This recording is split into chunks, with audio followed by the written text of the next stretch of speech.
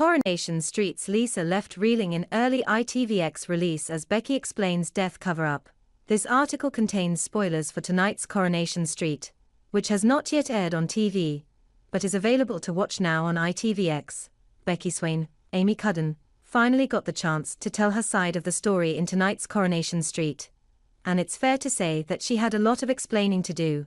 Until Monday night, everyone, including wife Lisa Swain, Vicky Myers, believed Becky to be dead. Having apparently been mowed down by a getaway car during a robbery while on duty as a police officer nearly 4 years ago.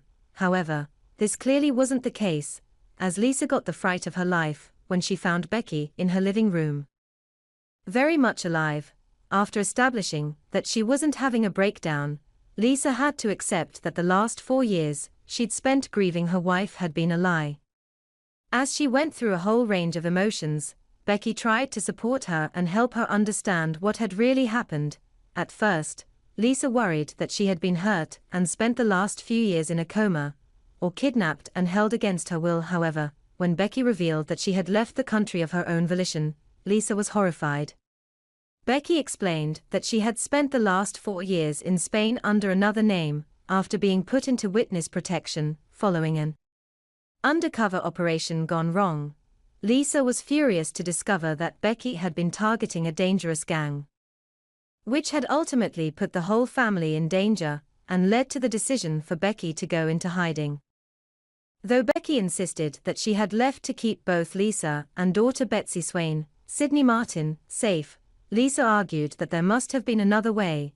It was at this point in their reunion that Carla Connor, Alison King, returned home, and Lisa left her stunned by introducing her to her dead wife, before storming out for some air.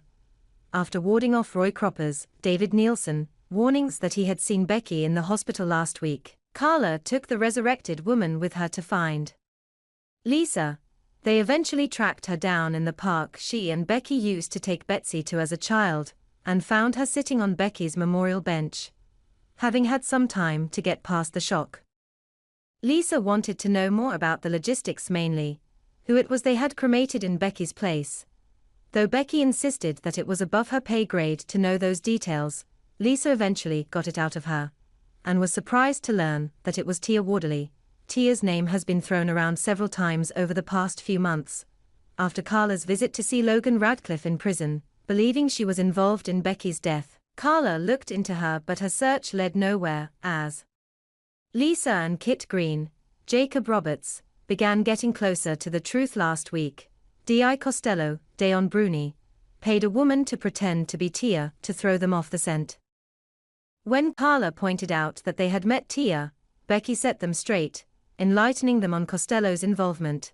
As Becky lamented about how guilty she felt, Lisa stormed off again, before Carla convinced her to hear Becky out. At the factory, Carla left Lisa and Becky to it, and Lisa seemed to soften as she adjusted to Becky's presence. However, the mood changed when Becky asked to see Betsy, and Lisa was firm in her refusal. Though Becky used Lisa's words about wishing she'd had one more minute with her wife against her by pointing out that Betsy would feel the same, Lisa stood her ground, insisting that she needed time to get her own head around it before even thinking about involving their daughter. Will Becky get the chance to see her little girl again, or will Lisa go out of her way to keep them apart?